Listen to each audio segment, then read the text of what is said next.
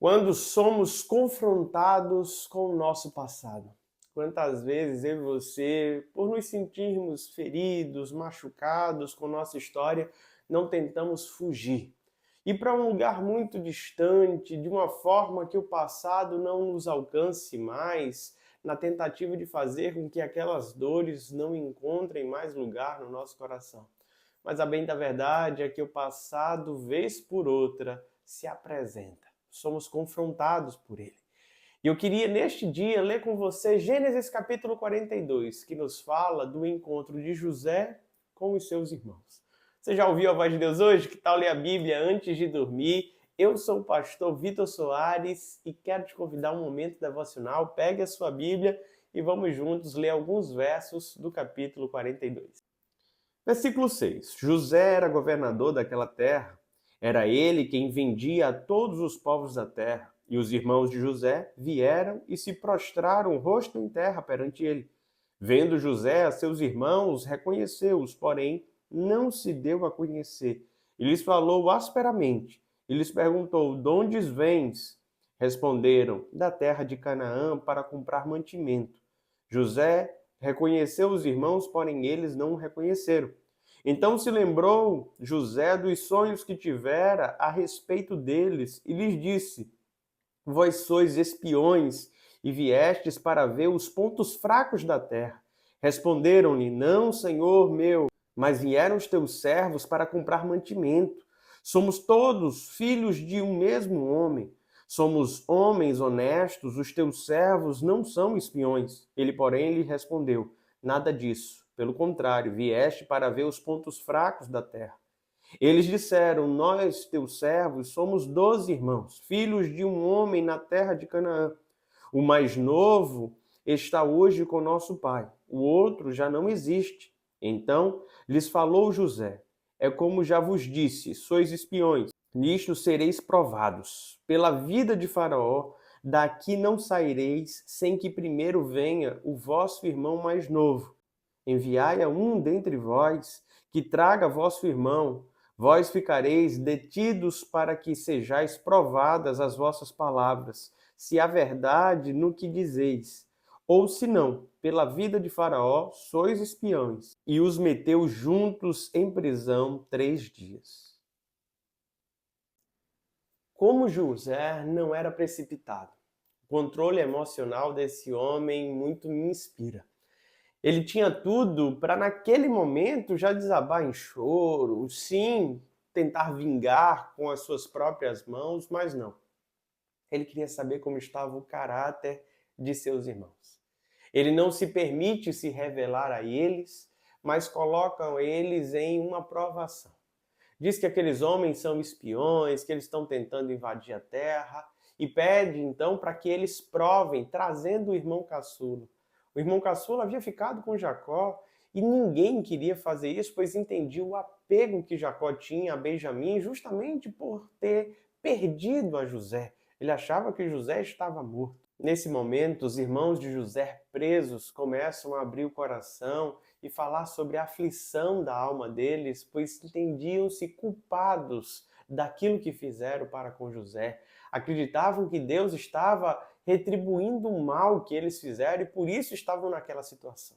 José, naquele momento, estava entendendo tudo o que eles estavam falando. A Bíblia nos fala que José se retira para chorar. Sabe, meus amados irmãos, eu admiro demais José por diversas coisas que eu tenho falado ao longo dessas devocionais. Mas o controle emocional dele para lidar com o seu passado é algo impressionante. Eu gostaria muito que isso te inspirasse. Por vezes, quando assuntos que nos assombraram no passado vêm à tona, nós respondemos de forma ríspida, nós queremos ser combativos, nós não damos a oportunidade para que essas coisas possam se manifestar, achando que sempre seremos machucados. Mas a bem da verdade é que o discernimento nos deveria fazer ter cautela, paciência.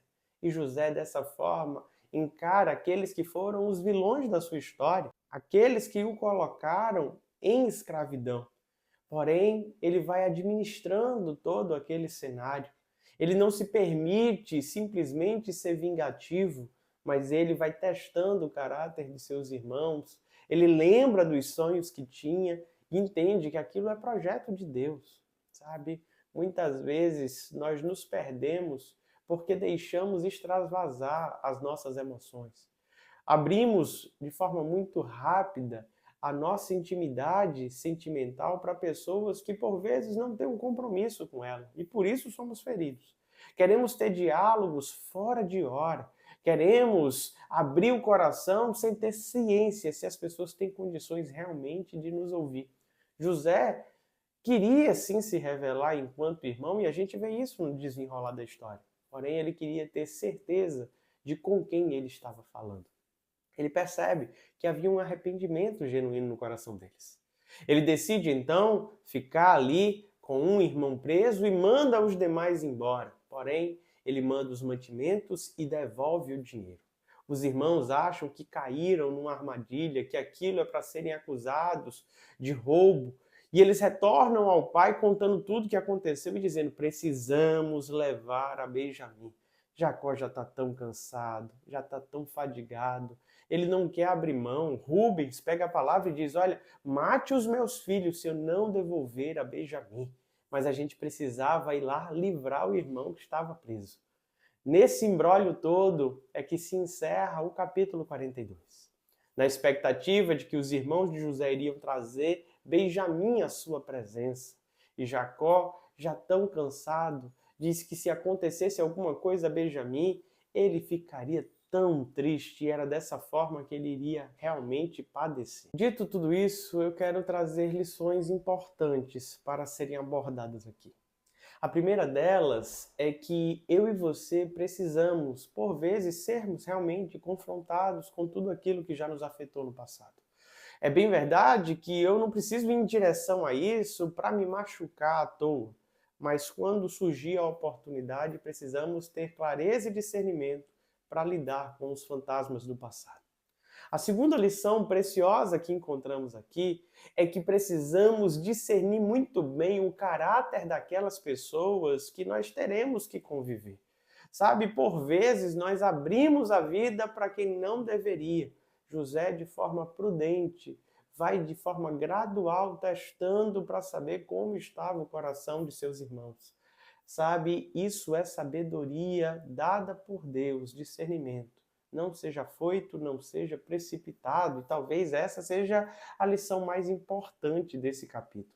Por vezes nos perdemos na vida pelo ímpeto, pela força, por querermos fazer tudo na força da emoção. É necessário ter uma boa dose de razão na vida para vivermos de maneira saudável, para podermos equilibrar as angústias da vida em nosso coração. Qual é a minha oração no dia de hoje? É que Deus te possibilite curar as feridas do passado. Eu creio num Deus que não vai deixar essa ferida aberta para o resto da vida. Eu creio num Deus que por vezes nos confronta com o nosso passado e pode até doer, mas é para cicatrizar de vez. É para nos levar a um novo nível, é para fazer com que a nossa história não fique marcada pelas tristezas do passado, mas que elas sejam uma prova de superação, uma prova de glória, um momento onde entendemos que o passado realmente pode ficar no passado. E eu quero muito que você desfrute disso. Eu quero muito que Deus te dê a graça de se desvencilhar dos fantasmas do passado, de tudo aquilo que te atormenta até o dia de hoje. Que Deus te dê a oportunidade de fechar ciclos, de curar feridas, que você possa se permitir, com muita sabedoria, ser conduzido por Deus nisso. Vamos falar com o Senhor? Pai bondoso e querido, cuida do coração do teu povo. Que nós possamos, ó Pai, encarar os fantasmas do passado, na certeza de que temos um Deus que restaura, que cura, que transforma, que está ao nosso lado e que quer o nosso melhor.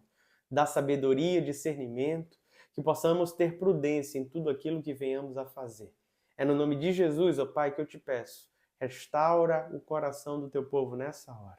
Assim te oramos. Amém e amém. Deus te abençoe, meu amado irmão e irmã. Não se esqueça de se inscrever no nosso canal, curtir, comentar, compartilhar. Eu aguardo você amanhã às 21h30.